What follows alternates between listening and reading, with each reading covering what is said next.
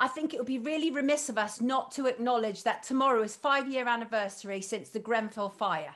Yes. I cannot believe it's 5 years. I cannot believe that there's still no justice. We've had the Morbic inquiry, which is still ongoing. It's going to be at least another 2 years. I was very involved in the story. I made a documentary, which was really about the whole thing. I know the area very well. It's just so obscene. Matt, can you remember your thoughts and feelings when Grenfell happened? Well, yeah, because at the time I was in the ambulance service still, and there's a department in the ambulance service called HART, which just had a hazardous area response team, and they're quite highly trained paramedics that were brought in initially when they had the London bombings in the underground. They didn't have any qualified clinicians at the time that could go and do that sort of stuff. Anyway, so these guys that were based in the West Midlands were on standby to go down and help the fire out because they can use breathing apparatus and other bits and pieces. They weren't called down in the end, but I remember seeing it and thinking, crikey, Struth, I can't imagine what a horrendous thing. Horror story, absolute horror story. And it's so elitist what happened. Actually, 2 days after the event, myself and a photographer, we were at Chelsea Town Hall. There was a complete run on Chelsea Town Hall. They wanted the chief executive. I ended up being inside as the doors were being kicked in. We got the footage. It ended up being on Sky. It went on Sky and various other places, but it was so passionate and so intense. 73, I think 74 people died, including the baby. And it was just horrific. People were being told to go back into the burning building. The cladding, it was a nightmare. It's still a nightmare. There's still cladding like that. You know, if that was a building full of MPs, that would never, ever have happened. It would never have happened. And it happened because it was in part people who were in poverty, people who were receiving housing benefit, people who were not English. And it happened for all of these reasons. And it was just, I still think it is an absolute smear on our nation that was allowed to happen. What do you think, Sean? I think it was a complete failure in morals that I don't even think we live in a capitalist society anymore. I think it's corporatism. And I think any way they can kind of just skimp and save. It was from a French company, the cladding. And they couldn't sell it in other countries. They couldn't sell it in other EU countries. But in England, the government don't have this protection over us.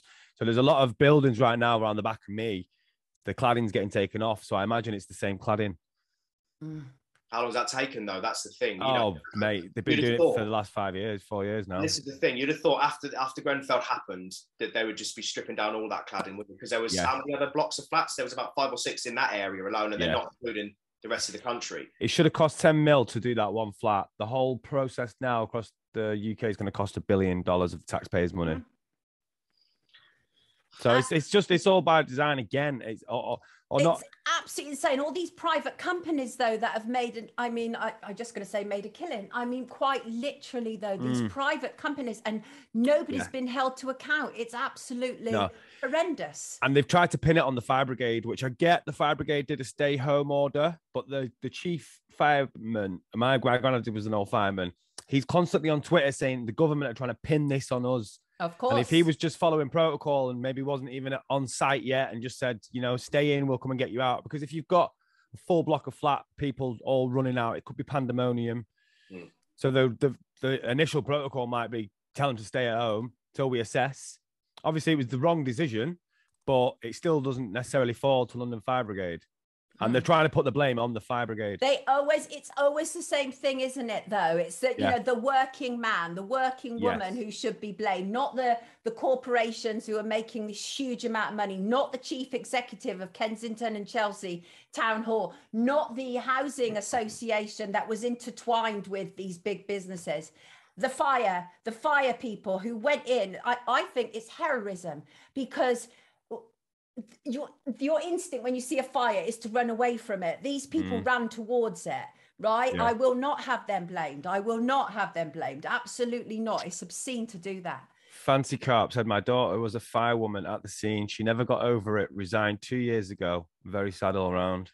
Oh, God. People don't appreciate that as well. When don't. You're fighting against your fight or flight adrenaline instinct, which is half of you's telling you to run away. You have to override that and go into the situation. And all emergency service personnel have to do that.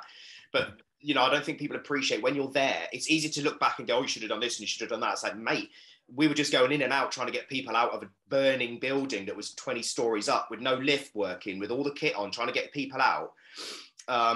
People have no idea what it's like going to house fires, and just being in those situations, it's easy to cast judgment. It really is. Yeah. It is. That's a perfect note to end on. Thank you so much for joining us this morning, Matt. Good luck with your podcast. You are welcome back. Absolutely. Have a terrific week, everybody. Matt, the paramedic Taylor, although not for much. Cheers, Matt. Take care, Matt. Take care, guys. Have a great week. Cheers. Lovely to see you. Cheers. Bye-bye. Good luck.